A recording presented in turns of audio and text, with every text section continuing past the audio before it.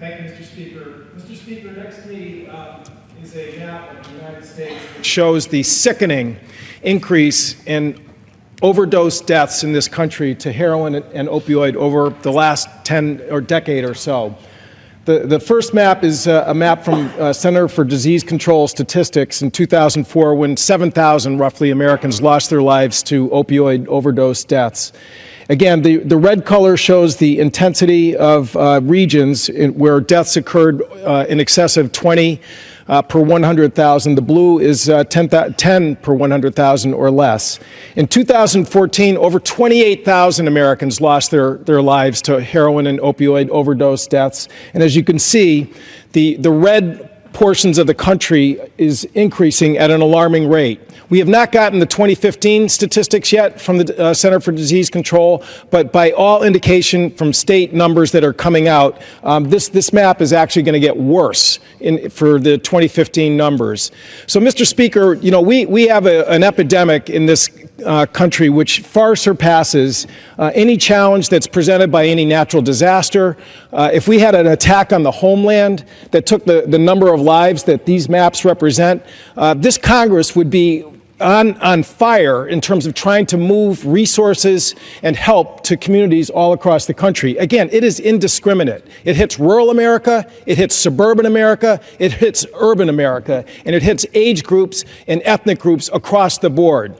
So today, we are going to be taking up some legislation, H.R.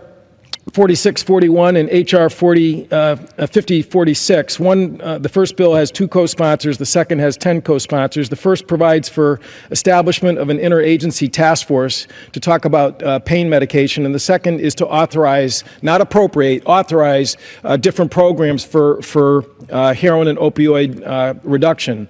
They're benign bills. I mean, it would be impossible for anyone to object to them. But be very clear, there is not a penny in either of these measures to help law enforcement, the police and fire who are responding to these crises day in and day out, and back in home in eastern Connecticut, they are burning out because of the frequency of these calls. There is not a penny in these measures for treatment beds, for detox, for long-term care treatment. In the state of Connecticut, it takes 4 to 6 months to get a treatment. These are addicts who are at points in their lives where to talk about a 4 or 6 month time span is to talk about an eternity. And you talk to the families who are dealing with their loved ones who are ensnared in these addictions. 4 to 6 months is really basically being told that there is no treatment available. And there's not a penny for prevention and education, which if we go upstream, that's how we solve this problem in terms of better practices for opioid and heroin prescription. So it is not a coincidence that the White House last night issued a statement on this legislation, which basically point out the fact that they, quote unquote, do little to help the thousands of Americans struggling with addiction. The statement goes on to say that the trends, these alarming trends which are represented in this map, will not change by simply authorizing new grant programs, studies, and reports. Congressional action is needed to fund the tools communities need to confront this epidemic and accelerate important policies like training healthcare providers on appropriate prescribing, an essential component of this issue. The president submitted a budget with $1 billion of new funding paid for, offset, for 2017 that would put money into those 3 buckets: prevention and education, law enforcement, and treatment. Again, no action by the majority in terms of dealing with actual funding to help people out there desperate for help.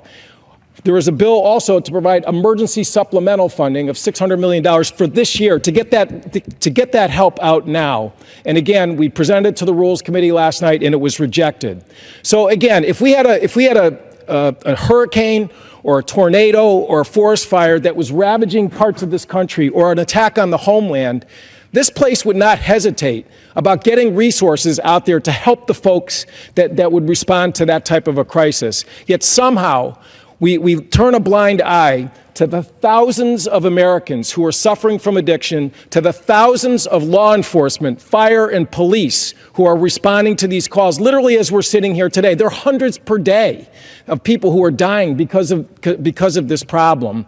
And we, again, are providing no resources about better opioid prescription practices and getting better education, particularly to our young people, that clearly this map shows we must do if we're going to get our arms around this conflict and this problem. So again, today there will be votes. There will be a lot of self-congratulatory rhetoric about the fact that we're moving on this. But remember, there is not a penny for law enforcement, for treatment, or for prevention and education. Until we do that, we are kidding ourselves that we're going to turn this alarming, disturbing trend around.